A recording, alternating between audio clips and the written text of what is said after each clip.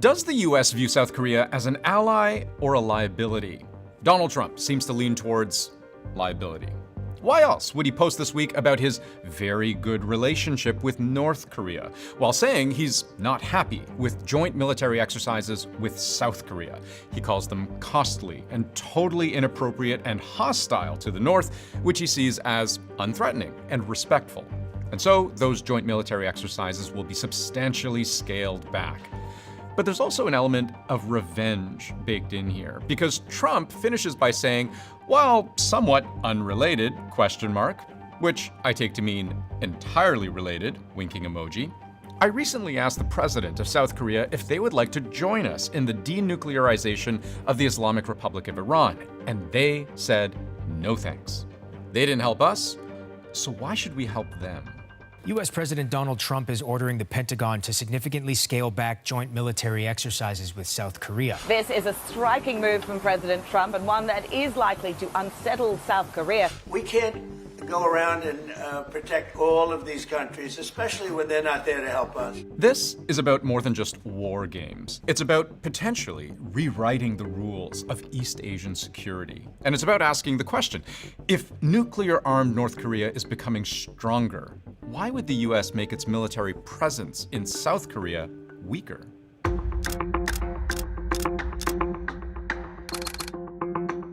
Joint military exercises are all about practice and planning, preparing for the worst.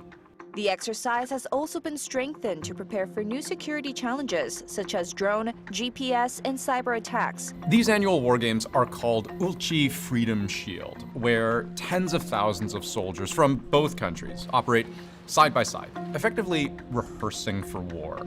So it's answering the question, if North Korea were to invade, how quickly could US and South Korean forces mobilize? Could their missile defense systems work together? How would they protect critical infrastructure? Share intelligence to predict enemy movements? Coordinate logistics to keep friendly forces in action? So there are live fire exercises to test joint precision targeting of incoming vessels or incoming rockets. As in years past, they'll practice what are called wet gap crossings, which is solving the problem of how you keep your forces moving forward if there's nothing but water in the way. Say a road or a bridge has been knocked out. But the war games that just began are also a little different from years past because they're meant to account for the very real chance that the enemy has evolved. For the better part of a year now, North Korean soldiers have gotten real battlefield experience helping fight Russia's war in Ukraine. South Korea and Western militaries estimate more than 10,000 North Korean troops helped Russian forces recapture the Kursk region. They're on the front lines and fighting in a way they're not used to. This is a war defined by killer drones, cyber attacks, GPS disruption, which forces North Korea to adapt, to level up.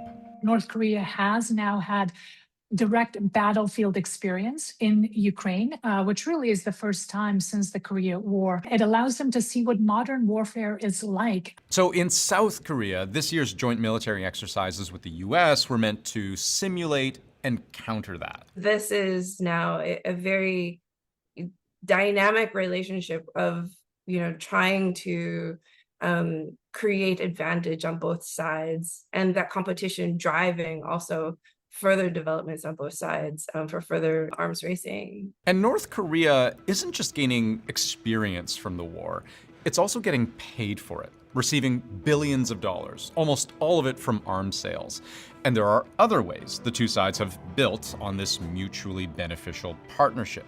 Each country has what the other needs, whether that's weapons, energy, money, food, beer, and tobacco even, with Russia increasing exports of many staples to North Korea.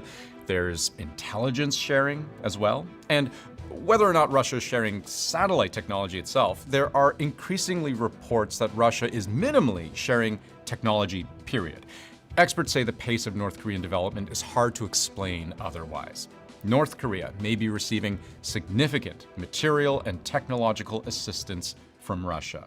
The North Korean economy has essentially flourished compared to where it was before because North Korea is no longer isolated. And as of June last year, as part of the two countries' strategic partnership pact, this mutually beneficial partnership also contains a mutual defense clause. It's a Cold War type arrangement, a mutual defense arrangement. North Korea, though, gains not only the current backing of Russia, but also sort of a voucher in the future that it could redeem with Russia in the event of there being a sort of a more aggressive campaign against North Korea or a military contingency in the future. With regards to Russia's support of North Korea has never been more dangerous and more capable. And keep in mind, all of this is on top of the years North Korea has spent improving its existing conventional weapons capability. It routinely carries out tests of its ballistic missiles, banned by the United Nations, and North Korea is still estimated to maintain at least dozens, maybe up to 60 nuclear warheads, with enough fissile material to more than double that count. So when you're looking at what these kinds of joint military exercises are meant to accomplish, which is to say, not simply for the US and South Korea to affirm a commitment to each other, but to demonstrate and test the effectiveness of it, the notion that the US, on Trump's whim, has suddenly decided to scale back the exercises substantially, in Trump's words, there is a real-world consequence to that. The value of the exercises is in honing the interoperability, the ability of the two nations' militaries to cooperate with each other on the ground. Well, the concern about the exercise suspension is that the U.S.-Korea alliance is less ready, less capable to defend against the North Korean contingency. So the question then is, why?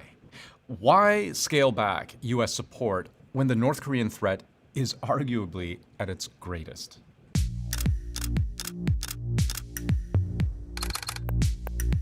It's tempting to see all of this as yet another example of Trump seeing allies as opportunities. After all, America First has meant squeezing their economies by way of tariffs, attacking their sense of security by applying pressure through NATO, even threatening their sovereignty, as anyone living in Canada or Greenland will recognize.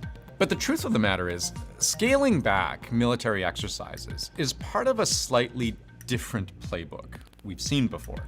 The president revealed today a military concession that the U.S. will halt joint military exercises with South Korea. I think it's inappropriate to be having war games. 2018 was during Trump's first term, where he seemed willing to strain his relationship with South Korea in a bid to get North Korea on side. The cancellation of joint military exercises with South Korea then was part of a courtship that led to not one, not two, but 3 face-to-face meetings with Kim Jong-un, including the very first time ever a sitting American president has set foot in North Korea.